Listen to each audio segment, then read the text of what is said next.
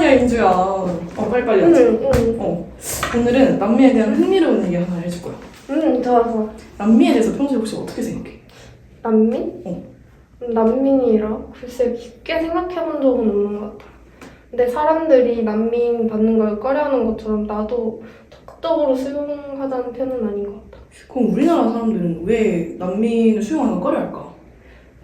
글쎄 그 사람들이 일자리를 뺏을 수 있어서? 아니면 범죄를 일으킬까봐? 그런 이유이지 않을까?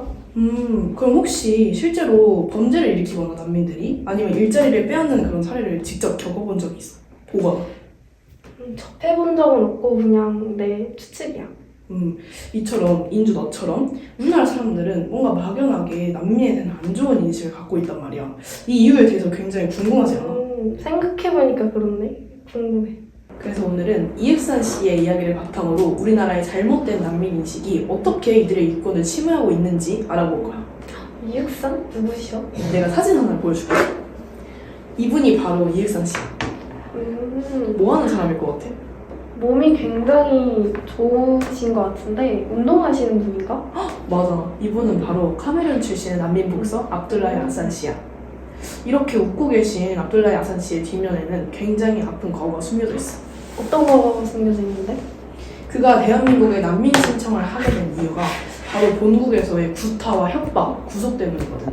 그는 2015년 여기 한국에서 한국 경북 문경에서 열린 세계 군인 체육 대회에 대표 선수 자격으로 왔다가 선수단에서 빠져나와서 난민 신청을 하게 됐어. 도망친 이유가 폭력과 구속에 있겠네? 맞아. 카메룬에 있을 당시에 그는 군 경찰 소속 선수로 복무를 했었는데 이것이 절대 자의로 입대를 한 것이 아닌 정부에서의 구타와 협박 때문에 이렇게 월급도 받지 못한 채 일을 할 수밖에 없었어. 내가 영상 한번 보여줄게.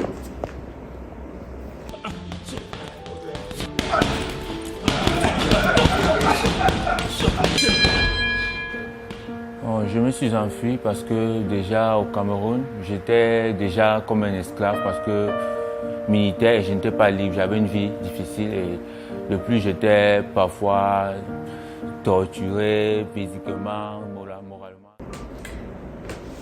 잘 봤어? 이렇게 이익산 씨는 카메룬에 있을 당시에 노예와 같은 생활을 할 수밖에 없었어. 그는 정식으로 군대 교육을 받지도 못하고 월급도 받지 못하고 숙식도 제공받지 못하고 소속 선수로 활동을 해야 했거든. 힘들었겠다.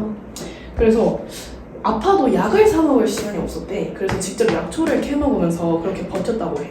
한 번은 정말로 복서가 되고 싶어서 복서의 꿈을 꿔서 이렇게 군대에서 빠져나온 적이 있었는데 그때 다시 바로 군대에서 잡혀가지고 탈영을 했다는 이유만으로 일주일 동안 독방에 감금당했대. 그 독방 안에서 구속받고 구타받고 협박받고 그런 생활이 지속이 된 거지.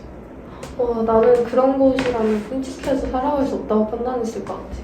내가 하고 싶은 걸 할 수 있는 나라에서 태어났으면 감사하게 느껴지지. 그치? 이렇게 위험을 감수하고 이익산 씨가 우리나라로 난민 신청을 하러 왔는데 진짜 문제는 여기서부터 시작돼. 혼자 도망쳤는데 문제가 더 심각해졌다니? 그게 무슨 일이었지? 이걸 한번 볼래? 난민 신청 거절? 맞아. 이익산 씨는 바로 우리나라에서 난민 신청 거절당했는데 그 이유가 바로 군대로 인해 받은 본국에서 군대로 인해 받은 박해가 증거가 불충분하다는 게 이유였어. 무슨 소리야 그게? 아까 그렇게 구타당하고 독방에 갇히고 기초생활조차 못했던 그 일들이 근거로 충분하지 않았다는 소리야? 이게 바로 대한민국 난민 심사의 허점이야. 우리나라는 난민을 인권을 위해 받아들이는 데 주력하지 않고 그저 가짜 난민을 걸러내기 위한 엄격한 심사를 진행하고 있어. 가짜 난민이라니? 통상 취업 목적으로 와서 2, 3년간 국내에 머물 목적으로 난민 소송을 진행하는 예비 체류자를 말해. 근데 우리나라의 난민 심사의 문제점은 이런 가짜 난민이 분포하는 게 굉장히 희박한데 이것을 걸러내는 데만 혈안이 올라서 정말 난민 신청을 인정을 받아야 되는 사람들까지 인정을 못 받고 있다는 게 그게 바로 큰 문제점이야. 이익산 씨처럼. 굉장히 심사를 악용하고 있구나. 대외적으로 인권 상장의 필요성을 외치는 것과는 정반대의 행보인 것 같아. 맞아. 이익산 씨는 심지어 동국으로 돌아가면 사형을 받을 수 있는 위기에 놓였는데도 이게 인정이 되지 않았어. 그래서 어떻게 됐어 결국? 다행히도 흑산 씨는 공익법인 어필의 도움으로 장장 20개월의 긴 난민 심사 소송을 걸어서 결국에는 난민 인정을 받을 수 있었어. 그리고 자랑스러운 대한민국의 난민 복서가 되었어. 어제 열린 6라운드 웰터급 경기에서 일본의 바바 카즈히로에게 3라운드 KO 승을 거뒀습니다. 이흑사는 이번 승리로 내년 4월 한국 웰터급 최강전 우승자 정마루와 아시아 타이틀전을 치르게 됐습니다. 기다리는 동안 피가 말렸겠다. 정당한 이유로 정당하게 난민 신청하려 왔는데 인정이 안 돼서 사연이 두려움에 떨어졌다. 진짜 상상만 해도 끔찍해.